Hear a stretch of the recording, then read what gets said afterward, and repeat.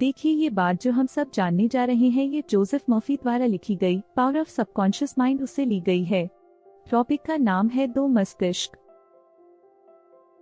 दो मस्तिष्क। आज मैं आपको बताने वाली हूँ कि हम सबके शरीर में दो मस्तिष्क होते हैं। अब आप सोच रहे होंगे कि भाई हमारे पास तो सिर्फ एक मस्तिष्क है। जी हाँ, यह बिल्कुल सही कहा आपने कि हम लोग के पास एक है। आपका मस्तिष्क एक है, लेकिन इसके दो स्पष्ट और विशिष्ट कार्यकारी भाग हैं।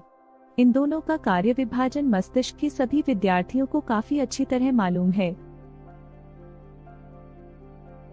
आपके मस्तिष्क के ये दोनों हिस्से एक दूसरे से मूलतः अलग हैं।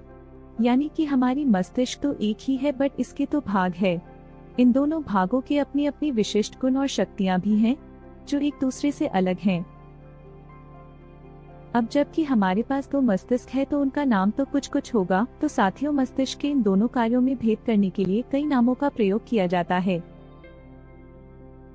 जैसे वस्तुनिष्ठ ऑब्जेक्टिव और व्यक्तिनिष्ठ सब्जेक्टिव मन, चेतन और अवचेतन मन, जागृत और सुषुप्त मन, सतही और गहरा स्वरूप, स्वैच्छिक, वॉलंटरी और अनैच्छिक, इनवॉलंटरी मन, पुरुष और स्त्री मन आदि।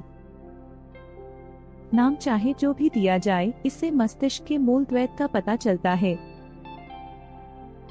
इस पूरी पुस्तक में मैं आपके मस्तिष्क के दो हिस्सों के लिए चेतन, कॉन्शियस और अवचेतन, सबकॉन्शियस मन का प्रयोग करूंगा। मर्फी जी ये अपनी book power of subconscious mind के माध्यम से बता रहे हैं। अगर आपको दूसरे शब्द आसान लगते हों तो आप उनका प्रयोग कर लें।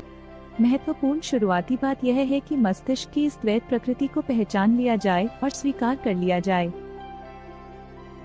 आगे हम जानेंगे मस्तिष्क के दो प्रकार चेतन और अवचेतन के बारे में। बने रहे हमारे साथ ही अपने उन साथियों को शेयर करें जो आलसी है।